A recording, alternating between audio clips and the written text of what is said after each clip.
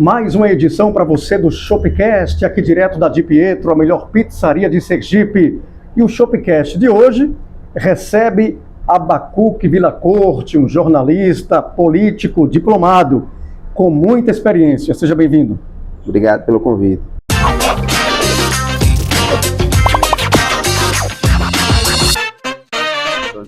Você passou pelo Tribunal de Contas. Estou lá no tribunal. Faço parte. Continua no tribunal. Continuo. Estive a oportunidade na gestão do conselheiro Flávio Conceição de ser diretor de comunicação, do tribunal, e hoje faço parte da equipe dele, compõe o gabinete dele no Tribunal de Contas. Passou também por vários meios de comunicação e hoje é editor-chefe do Sinforme Online. Exatamente. Tem experiências aí no jornalismo impresso, Jornal da Cidade, Correio de Sergipe e agora também no jornal Sinforme Online.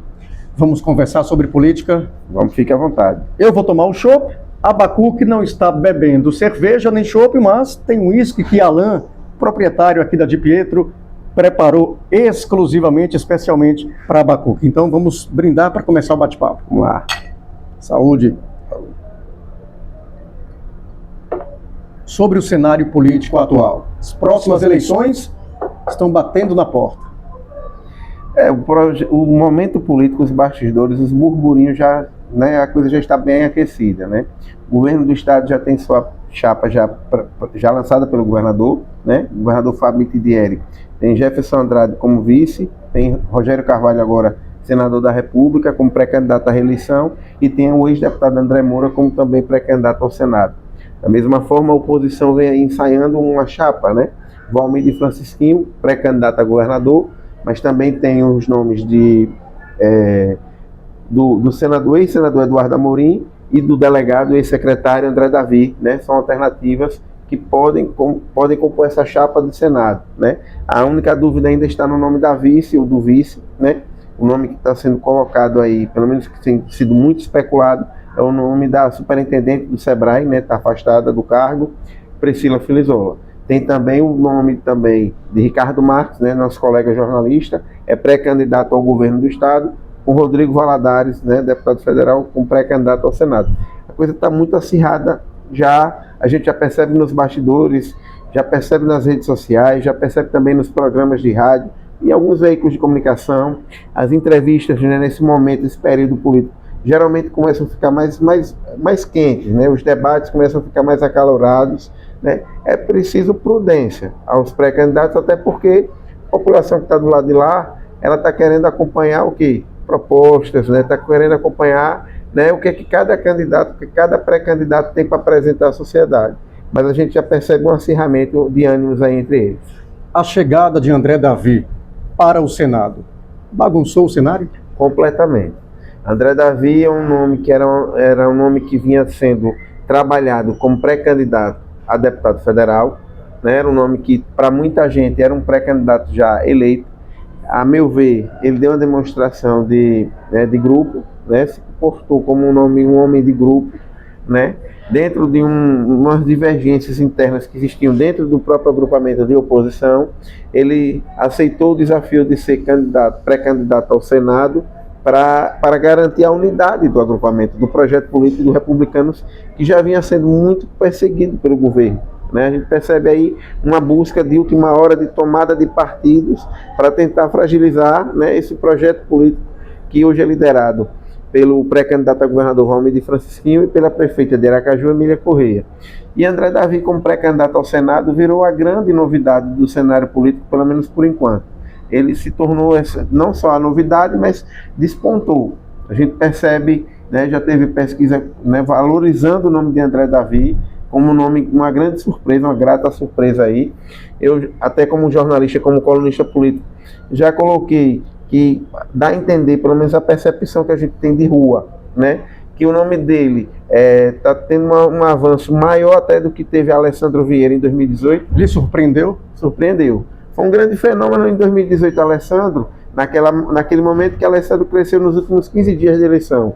Já André Davi agora, ainda em pré-campanha, quando o nome dele é colocado como pré-candidato ao Senado, o nome dele desponta, principalmente porque nós temos inúmeros pré-candidatos aí bem conhecidos, André Moura, Rogério Carvalho, Rodrigo Valadares, Eduardo Amorim, o próprio Edivaldo Nogueira, então assim, Alessandro Vieira, então assim, são vários nomes disputando o Senado, a disputa muito equilibrada, muito polarizada até então, e a entrada de André Davi despontando, né, tendo essa repercussão na sociedade. É um nome que incomoda e que, se pegar, como costuma dizer na política, vai ser difícil tirar lá na frente.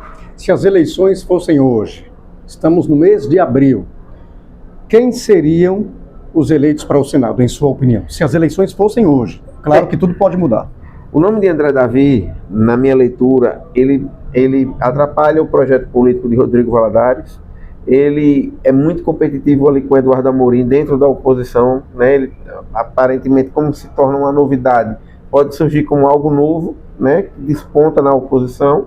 E também ele, nesse momento que o senador Alessandro não faz mais parte do agrupamento governista, está sem um governador para chamar de seu, então dá a entender que o nome de André Davi, ele pode tirar votos de todos esses pré-candidatos, entendeu? E conseguir se consolidar como um forte candidato para vencer a eleição pela oposição. Aí, a meu ver, a disputa ficaria muito acirrada do lado do governo, com os dois nomes que estão lá, André Moura e Rogério Carvalho. Acho que o apoio de Rogério, né, essa questão, por exemplo, como você bem colocou, estamos em abril, essa polêmica, esse acirramento dele agora com o senador Alessandro, sobre essa questão do STF, eu acho que é prejudicial para Rogério Carvalho, benéfico para Alessandro, mas talvez seja algo momentâneo, né? Talvez quem esteja correndo por fora desse jogo, que é André Moura, possa até surpreender. Quais os principais nomes para deputado federal? Olha, para deputado federal nós temos aí, os republicanos têm a perspectiva de eleger 2 deputados, né? Tiago de Joaldo e Ícaro de Valmir. Temos também aí uma federação muito forte, que é uma federação de União Brasil com o PP. Essa federação tem nomes competitivos. Tem o nome de Andra, tem o nome de Agostinho Ribeiro, tem o nome também do Capitão Samuel, que foi deputado estadual, tem o nome Levi, que é o candidato do senador Laércio Oliveira. Levi Oliveira. Né? Então, sim, eles estão com uma perspectiva também de eleger dois deputados federais nesse agrupamento. O PT tem o nome de Márcio Macedo, ex-ministro, e do deputado federal João Daniel. Esse está um pouco prejudicado porque são apenas 2 nomes bastante competitivos, né? Acho que o PT precisaria essa chapa aí, porque até na minha avaliação, Márcio Macedo não está muito bem avaliado, né? Então, João Daniel é uma candidatura de muito risco, essa reeleição de João Daniel. Dentro do agrupamento governista também tem o nome tem o PSD, né, do governador Fábio Mitidieri. O PSD hoje tem as candidaturas de Nitinho, assim, os mais conhecidos, digamos assim, Fábio Reis, Anderson de Zé das Canas e a própria delegada Catarina. A meu ver, o nome de Fábio Reis, ele desponta, né? Nesse momento aí é um nome que, a meu ver, tem a reeleição praticamente encaminhada. Nesse momento agora do cenário político atual, a disputa aí seria se o partido conseguiria fazer 2 deputados federais. Vejo o nome de Catarina um tanto desgastado, fragilizado, diante de um nome, por exemplo, como Anderson de Zé das Canas, que também teve perdas agora na região do Agreste. Então, são 2 nomes ali que estão se somando para tentar eleger 2 deputados federais, né? Mas pode ser que esse agrupamento só faça um. Por quê? Porque também na base governista tem o PSB. O PSB tem como pré-candidatos aí o Cláudio Mitidieri, o ex-secretário de Estado da Saúde, que é um nome apoiado pela família Mitidieri, do governador. Tem o nome também de Marcos Santana, né, ex-prefeito de São Cristóvão, está lá no PSB. É um projeto ali que eles estão confiando muito, né, em uma candidatura que possa ter muita viabilidade, digamos assim, eleitoral, que é a de Cláudio Mitidieri. A gente não percebe isso na rua. Na rua a gente não sente o nome dele com essa vibração, né? Mas ainda é muito cedo.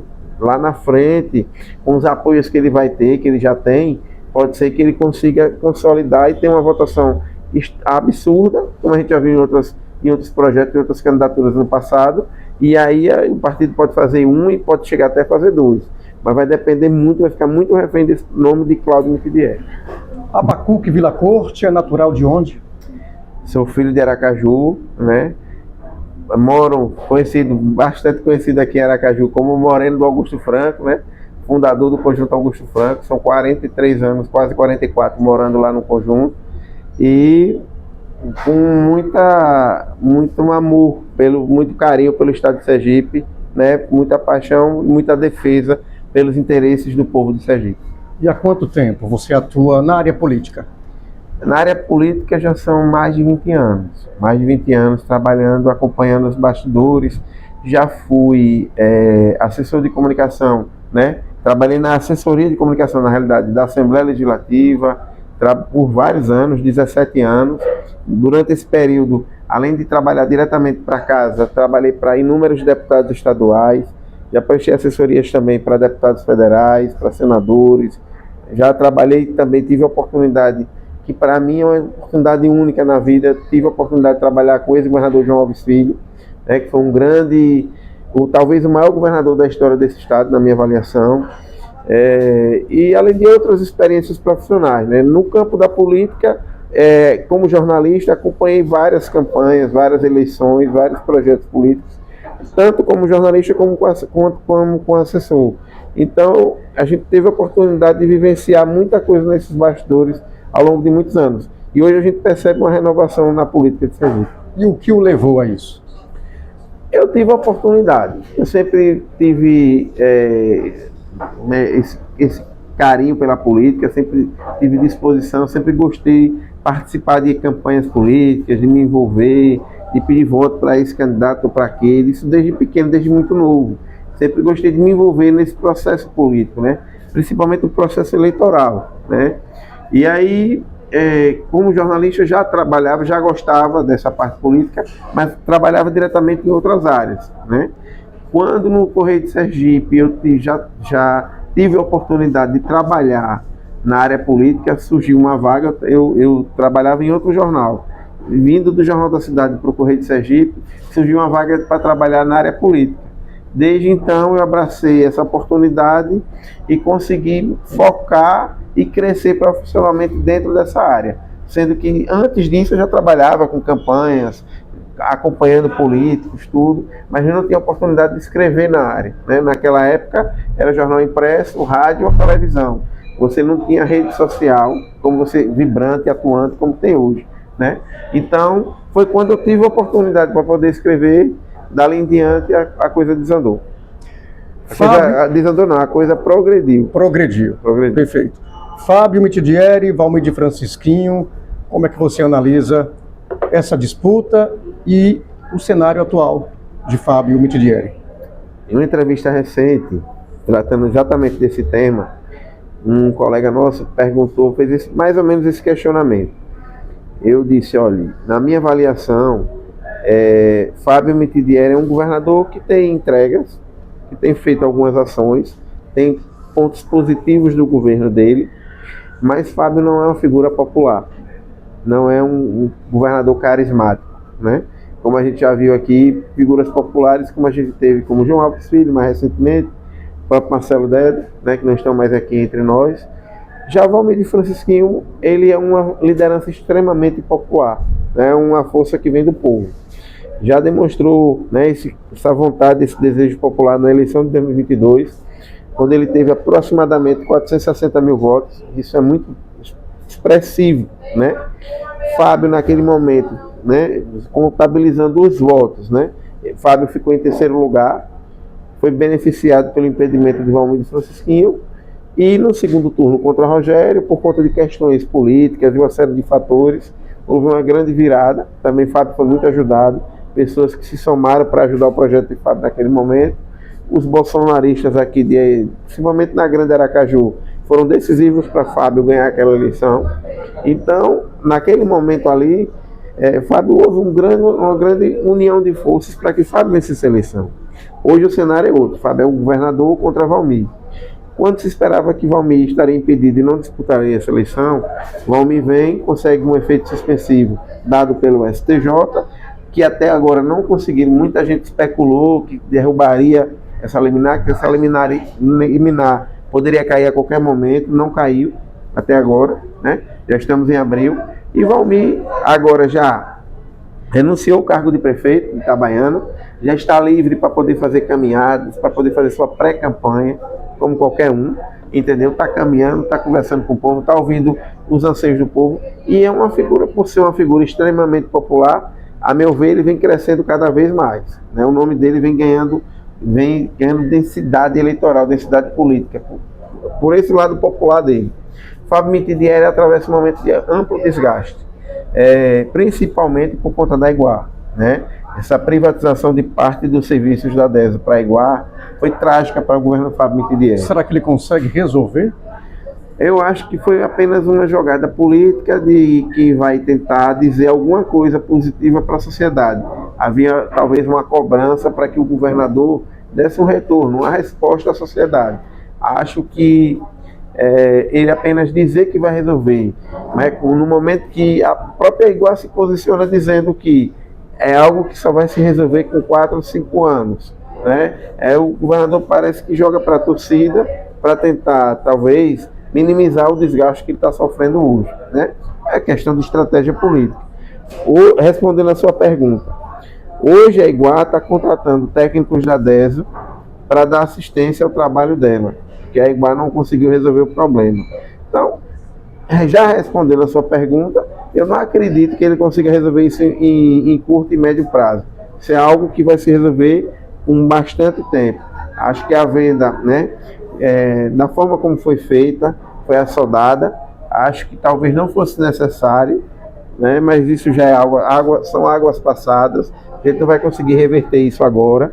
A gente tem que olhar para frente, mas o estrago já está feito.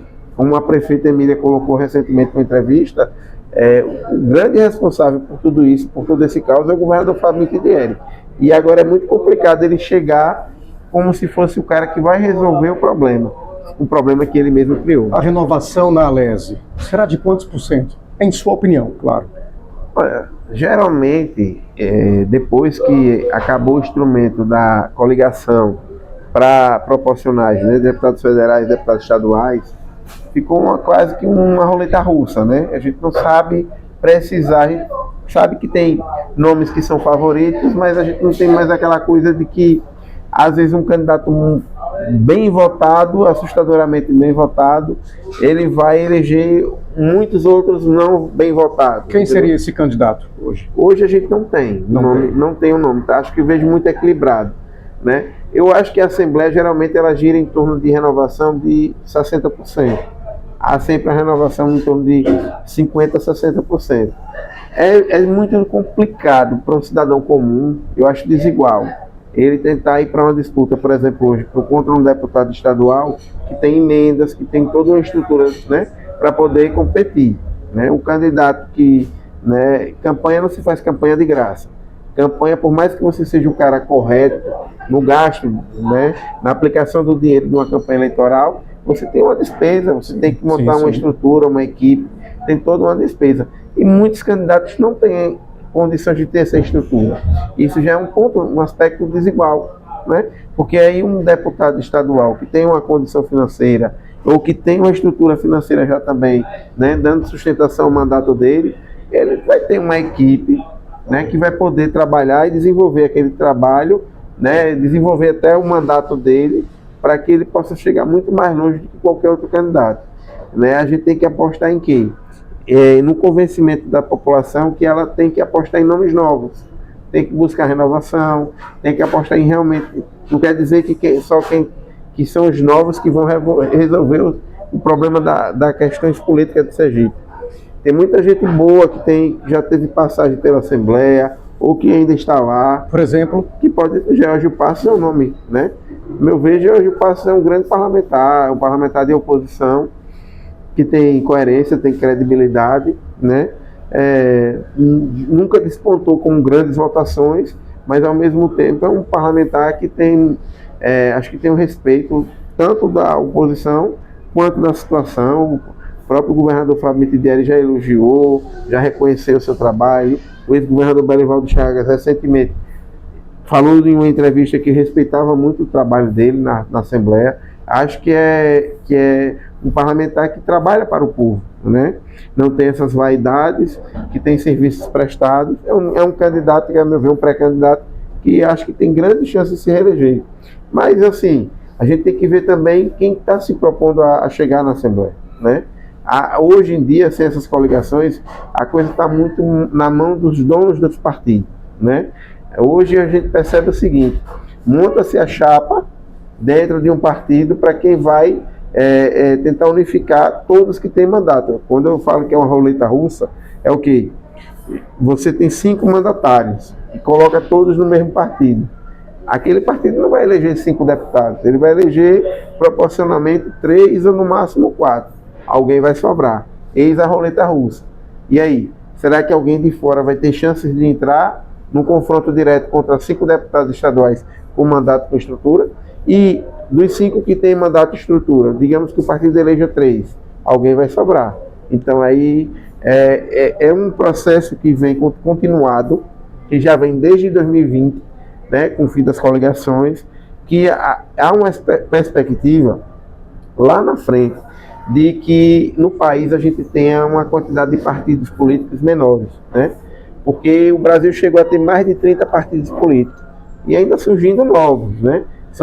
Mas a gente sabe que muitos desses partidos são legendas de aluguel, né? Onde o presidente fazia todo tipo de negociata e colocava o partido embaixo do braço. Uma pastinha, ele fazia toda uma relação de filiados embaixo do braço. Isso está acabando, porque pelo menos se moralizou a coisa, né? A partir do momento que se acabou com isso, se o partido não consegue eleger, né, uma quantidade X de deputados federais, ele perde verba federal, perde verba pública para financiamento de campanhas. Então, eu acho que a quantidade menor de partidos talvez fosse o que as legendas tenham parlamentares mais comprometidos, gente mais comprometida na política. O ex-comandante-geral da Polícia Militar, Coronel Alexandro Ribeiro de Souza, ele é pré-candidato a deputado estadual. Qual a sua análise? Veja, ele conseguiu um feito que foi transmitir uma sensação de segurança, mas não é só ele, não é um homem só. Isso passa por André Davi, isso passa pelo secretário João Eloy, isso passa pelo Coronel Ribeiro, isso passa por todo policial militar, por todo policial civil, delegado, por todo agente de polícia da Guarda Municipal, que hoje agora é Polícia Municipal, né? Por todos os entes envolvidos que fazem a segurança pública. Todo mundo tem sua parcela de contribuição. O Coronel Ribeiro tem a dele, né? E ele está entrando num projeto político que é muito competitivo, né? Ele está entrando no PSD, partido do governador, que já tem nomes lá como Luciano Bispo, Adailton da Barra dos Coqueiros, Jorginho Araújo, Maísa Mitidieri. Então, o próprio candidato lá de Brejo Grande, o ex-prefeito de Brejo Grande, também está no PSD do governador. Então, assim, são nomes extremamente competitivos. Quantos deputados estaduais a gente vai fazer no PSD? 5, 4, 5, 6. Hipoteticamente, o que é que eu percebo? O que é que se comenta nos bastidores? Se comenta que, caso o governador seja reeleito, né, ele possa tentar contemplar alguns membros do PSD, né? Digamos que o Coronel Ribeiro talvez não tenha densidade ainda para competir com essas pessoas, mas ele ficando ali na suplência, ele pode, né, ter viabilidade para assumir um mandato, caso algum secretário, algum deputado se torne secretário. Eu acho muito prematuro você dizer que Coronel Ribeiro cravar que ele ganha a eleição para deputado estadual diante de nomes muito competitivos que eu te falei aqui. E tem outros nomes também no PSD. Então, assim, ele está num partido bastante competitivo. É evidente que talvez seja um dos partidos, junto com União Brasil, com o PP, né, que é uma federação também, talvez sejam os dois partidos que elejam mais deputados estaduais. União Brasil e PP de um lado e o próprio PSD do outro.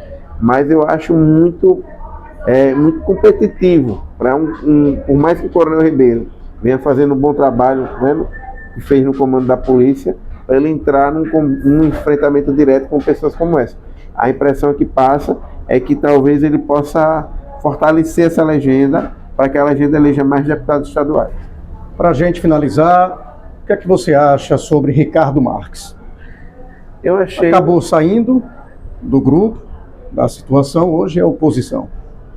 Eu achei Ricardo, ele viu uma certa precipitação, né?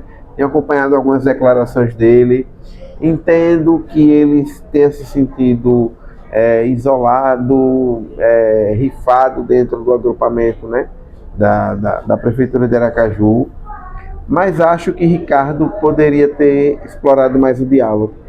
Acho que ele podia ter esperado um pouco mais, ter tido uma postura diferente, né? Acho que estrategicamente na política você também tem que ter estratégia, né? A prefeita Emília Corrêa está bem avaliada em Aracaju, ela tem mais de 60% de aprovação.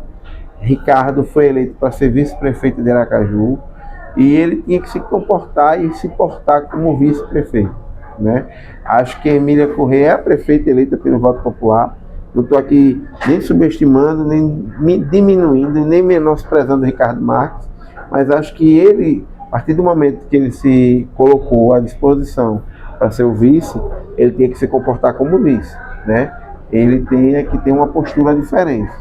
Acho que ele perdeu, tanto ele quanto o Rodrigo Valadares. Acho que foi precipitado porque nós temos um projeto nacional aí em andamento, que é o de Flávio Bolsonaro, né? Lula, pré-candidato à reeleição. Flávio Bolsonaro tentando derrubar o presidente Lula. Flávio Bolsonaro precisa de palanques fortes no país, principalmente no Nordeste, né? Aqui em Aracaju, aqui em Sergipe, digamos assim, veja que primeiro as pesquisas estão mostrando algo muito favorável a ele em Alagoas, como era favorável ao pai dele.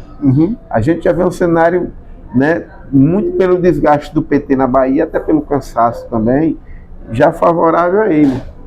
Em Sergipe não seria diferente, né? Em Sergipe, talvez não Lula vença a eleição aqui em Sergipe, mas a gente já veria um cenário completamente diferente.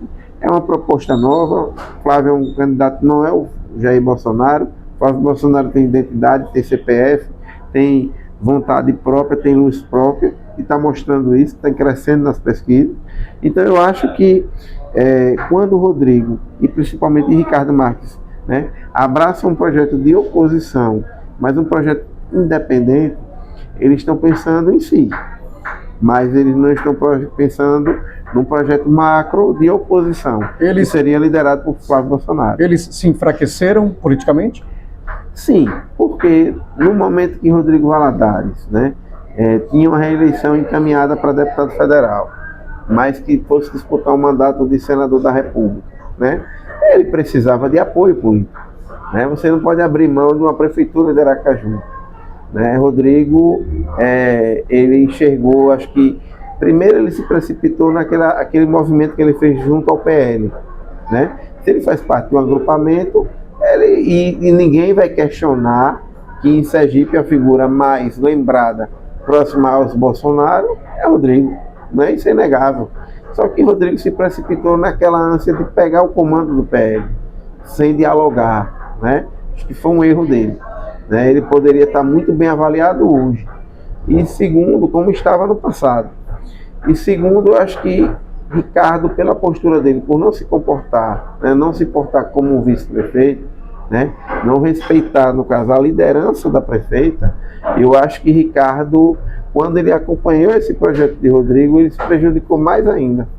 Por quê? Ricardo nunca teve identidade com a direita, nunca foi um conservador, né? Ele sempre foi um jornalista com posicionamentos liberais. Então eu acho que